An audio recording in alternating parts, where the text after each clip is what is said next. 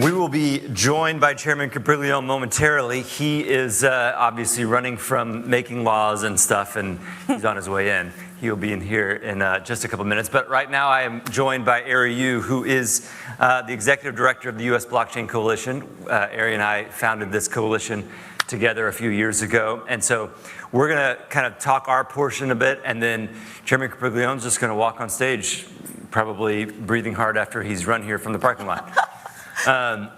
So, Arry, tell me a little bit about the journey of the U.S. Blockchain Coalition, the states, policy at the states from a digital asset perspective. Where have we come from and where are we heading? Whoa. Founding story. So, prior to May of 2021, the states were not talking to each other, believe it or not. And so Lee and I had this one call in May of 2021 where we said, I'm coming from a blue state. I'm from Washington, which is pretty blue, and more red state, Texas. Is this a partisan thing or not a partisan thing?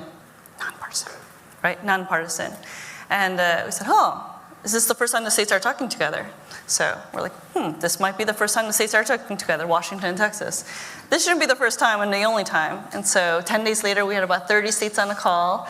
And now we're close to 50 states across the United States. We also have parts of Canada, the US Virgin Islands, and Puerto Rico. And so we're a federation of states across the United States, collaborating, coordinating on community, on policy, on just thought leadership, and even the basics on webinars and bringing panels in and speakers for our different communities. So in terms of digital asset policy, it really depends on the state. Some states are newer at this and some states are a lot more advanced. So for the newer states, they're thinking about, maybe we should do a work group or have a special economic zone or a sandbox. And so those are very popular and a great way for newer states to bring on board and educate their policymakers and communities around how does this impact your communities and how do we work together and what will this involve in terms of budget. That's right. Ladies and gentlemen, Chairman Giovanni Capriglione. Sorry I'm late. I told him you were signing a bill. I was working on one. I was off by 1 minute, but thanks. Thank you for having me here. And Chairman Capriglione is a champion for innovation in Texas, chairs the Financial Services Committee, although we call it Pensions, Investments, and Financial Services here, has authored a lot of bills on tech over the years, business. We're just talking about state policy across the 50 states. And I'll start with Arry and then pass this one to you, Chairman. What are the issue areas in fintech in general that states cover versus the federal government? Obviously we're not messing with tax, IRS policy, SEC. So talk a little bit about some of the financial services topics that we talk about amongst the states.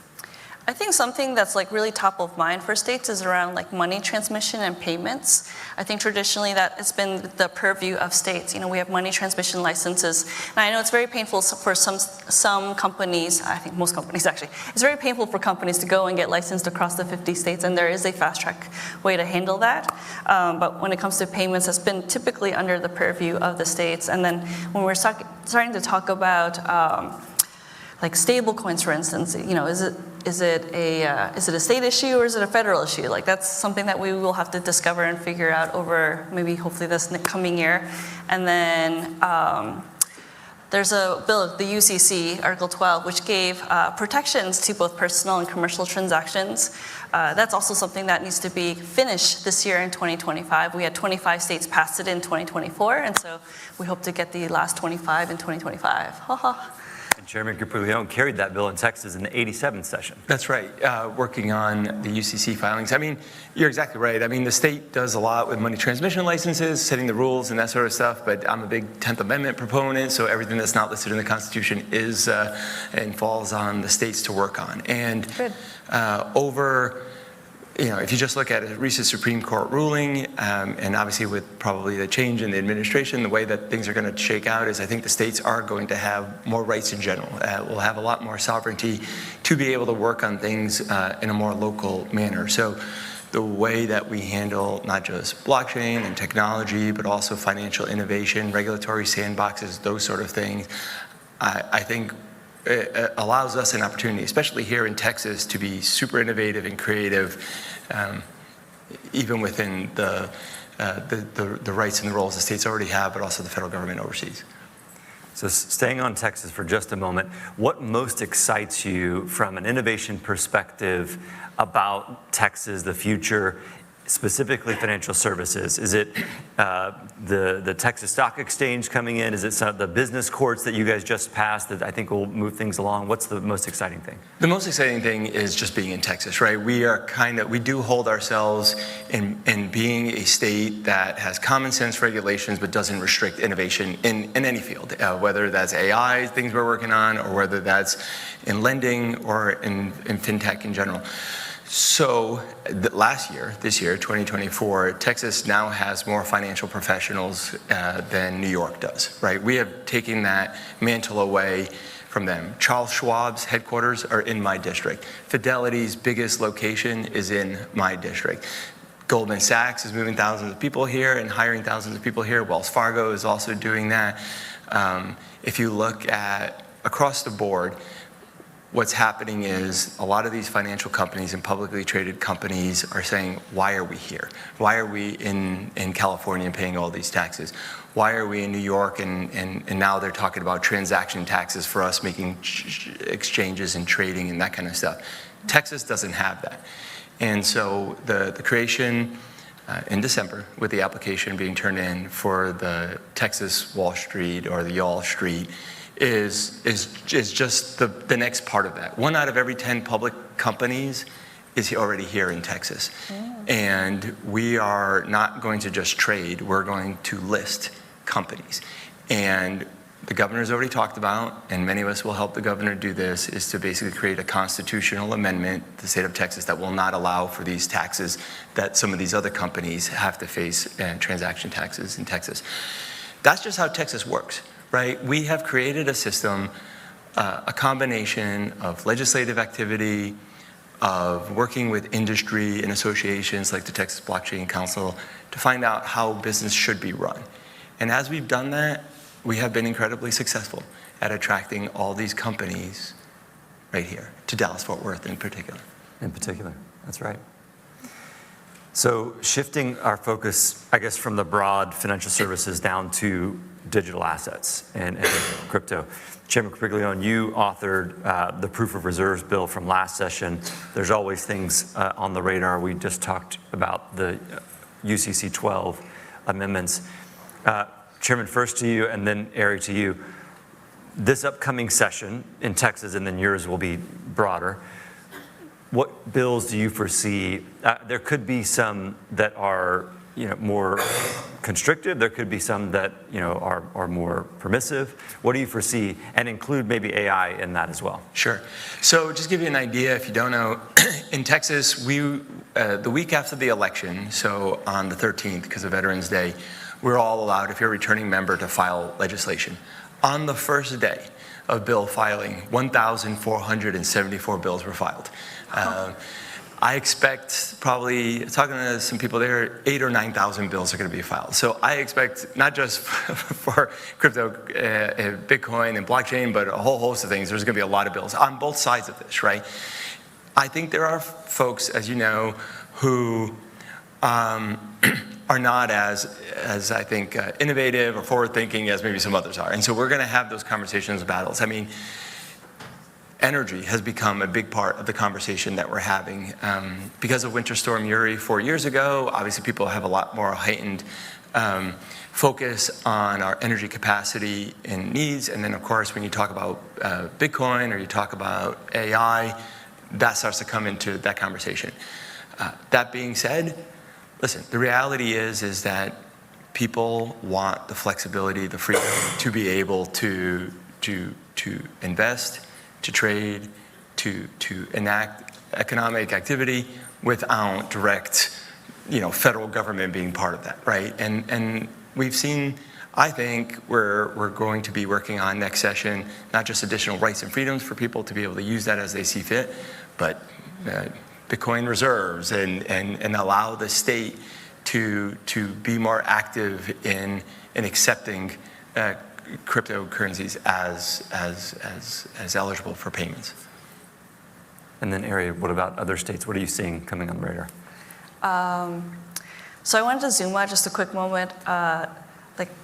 Great points on your last question and then this question as well. But we just did the economic impact survey of across the United States, state by state. So that report came out, and the way we look at economic impact is fivefold. So it's based on startups, it's based on investors, your incumbents, your Fortune 500 companies, your collaboration with academic institutions, and then how involved your government is. And I've always been very jealous of Texas, just because of just the great camaraderie that you have between private and public here. We have it differently in the bluer states. It's different. But those are the 5 things that really matter. And then when we look at what's going on across the United States in terms of economic impact of digital assets, the places with the largest market activity, so those are traditionally like the San Franciscos, New York, Chicago, Florida, Miami, and Texas, won out across the board in terms of economic impact for digital assets. And we saw this data through the pandemic. So during the pandemic, there was a lot of people sitting around going, okay, I can't leave my home. Why am I here in the cold? I'm going to move. And so we saw a lot of folks and a lot of companies move to the Miami and Texas. And that has continued to kind of show us that if the governments and the states don't actively engage and say that, we want to keep you here and we want to keep the innovation, folks are now free to move wherever they want because there's a lot of people working from home. And so what we see today as the market leaders in 2024 may not be the market leaders as early as 2025, 2026. And so it's really important that we engage with our government policymakers to keep innovation in our different communities, wherever you want to stay or wherever you are.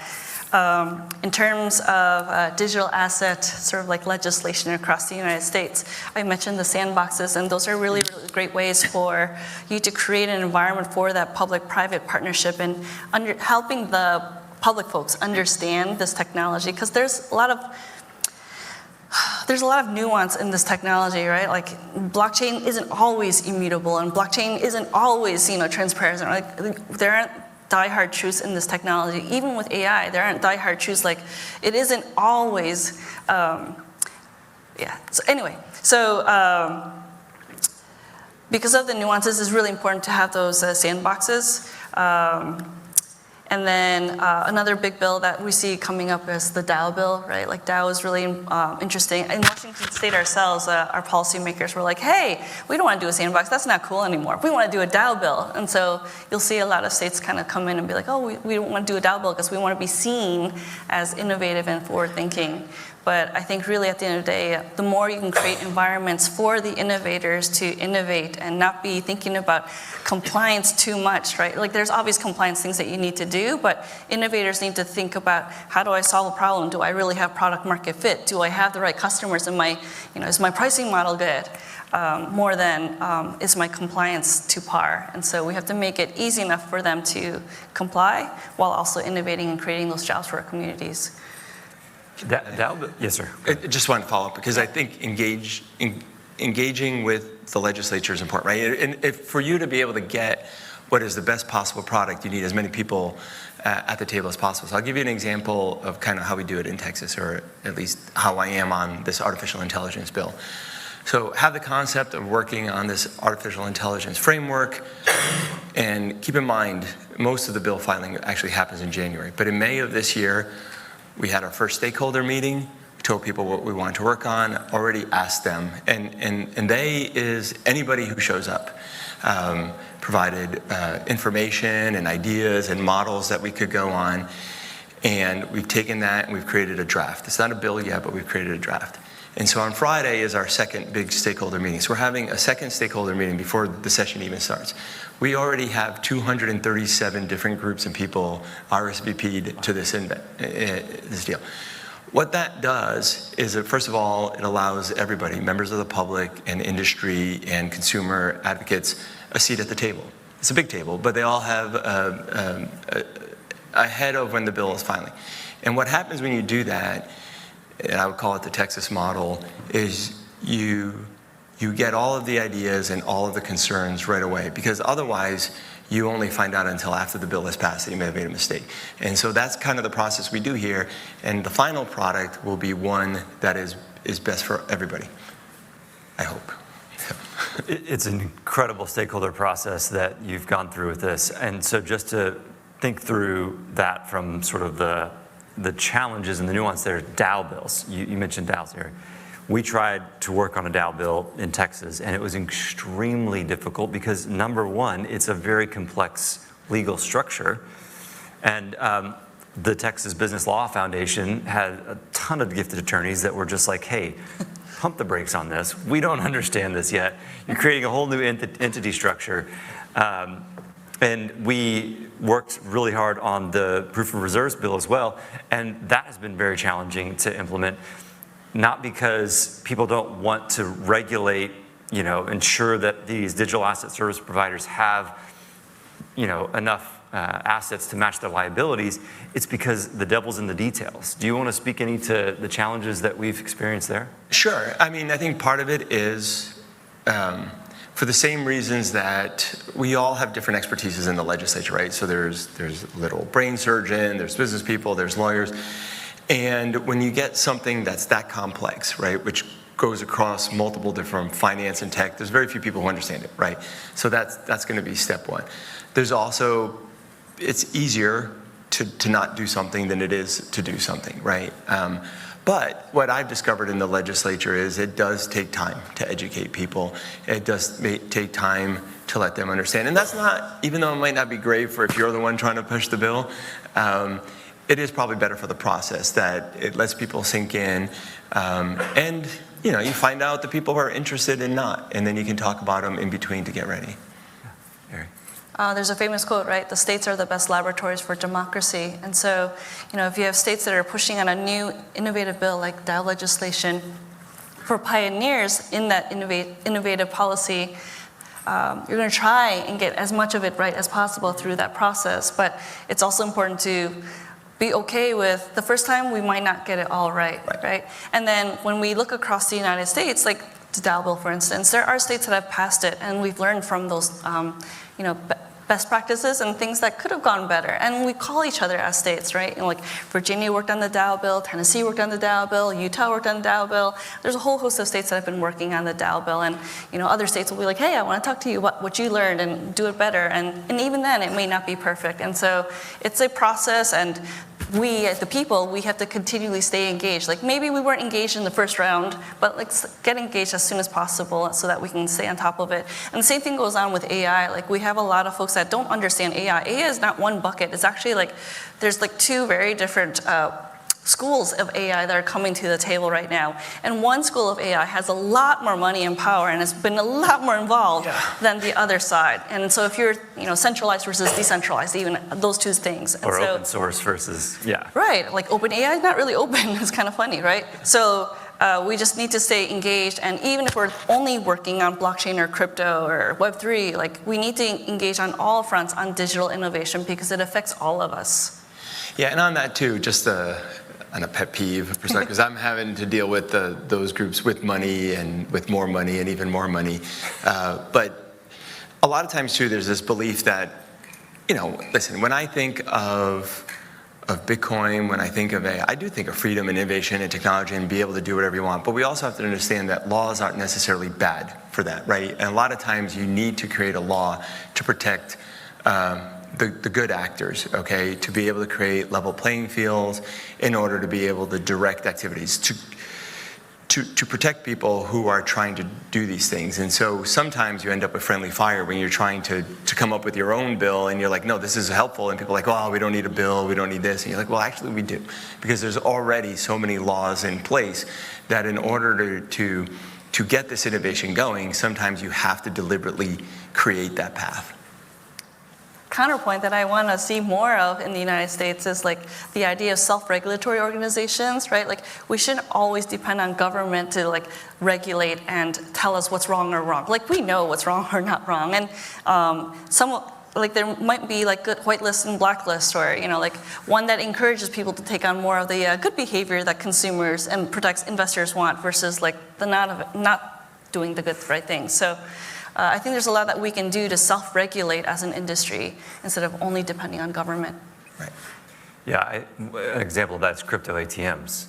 You know, there's a couple reputable crypto ATM companies that have said, hey, our industry is getting a bad name and we need regulation here. And so one of those companies reached out to us recently, and members of the legislature reached out to us and said, we're getting calls from constituents about this, and we need to, you know, and that's something that I don't think we're going to have any pushback on from the 150 members of the House or 31 state senators. You never know. Yeah.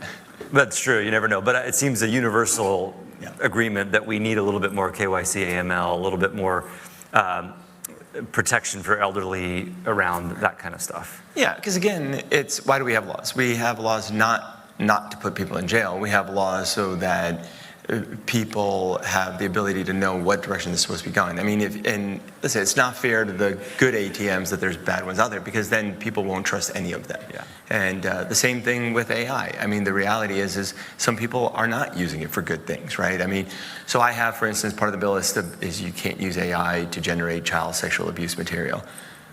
Okay, I mean, why would you push back against that, right? And you don't want that, and are people still going to do it? You have to provide people trust and integrity. And sometimes that comes from a self-governing association, but sometimes it does require a law. Chairman Capriglione, you mentioned something earlier that I want to pull a thread on, the Strategic Bitcoin Reserve. Okay. Senator Lummis has been on Twitter just going crazy. The poly market odds for a U.S. Strategic Bitcoin Reserve, I think, are hovering around 50%. If it's changed, shout it out and let me know. What do you think about that concept? Is the federal government going to have one? Is a state going to beat the federal government to the punch on that? What are your thoughts? Well, first, I think it's just cool you can bet on the chance of the federal government doing something. So that's pretty wild. Well, first of all, I'd probably take the under on the federal government doing anything at any point. But I would like for Texas to create it before anyone else. I've worked with you and some other people about the concept, and I know there's at least one senator who's interested in helping that as well. So I think, I can't speak for anyone else, but I do think Texas wants and needs one.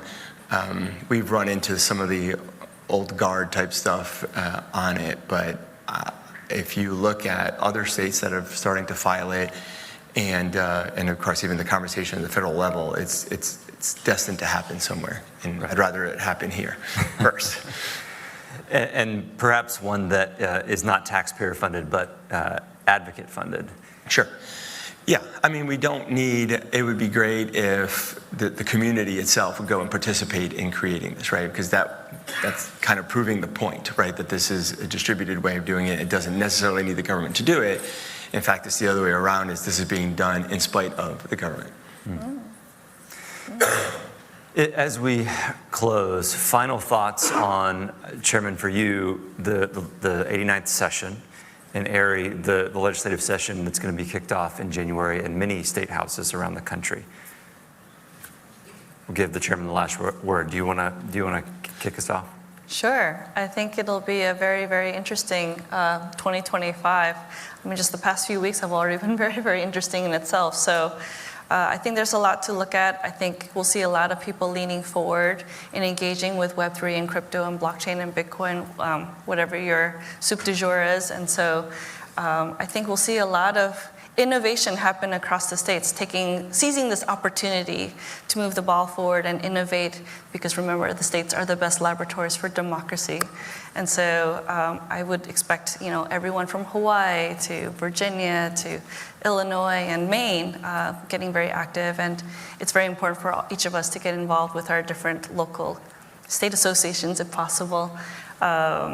And then I think there'll be a lot more engagement at the federal level. We're trying to tie in a lot more with the state groups with the federal group. And so there's a little more pull and play and trading of notes, I think. So I think it'll be a good year for us, and a good learning year as well, because there's going to be a lot of mistakes along the way as we figure this out. And if anyone in the audience happens to live in a place other than Texas, although I don't know why anyone would do that, they can reach out to you to Yes. connect with the state association in there. Anyone across the United States, like if you, any state, please let me know. Even Puerto Rico, U.S. Virgin Islands, and or British Columbia, please let me know. And then, yeah, some states are really interesting because like my husband and I were recently talking, we live in Washington State, which is a little bit onerous on the tax front right now, even with no state income tax. We're like, Texas or Nevada, maybe Florida. So, tax does make a difference. Chairman Capriglione, the last word for you. You should move to Texas. We've got already looking at a $25 billion surplus going into next session. We've got a government that has run incredibly well over the last few years. We have, last I checked, about 1,300 people a day moving into Texas, right? And a big chunk of those moving into Dallas-Fort Worth. I think this is going to be a great session in general. We're focused on technology, we're focused on data centers, we're focused on energy, we're focused on AI, cybersecurity, all of the cool innovative stuff from quantum computing to crypto is all going to happen here in Texas over the next 6 months. It's exciting times. I am very excited. Ladies and gentlemen, join me in thanking our panelists for being here.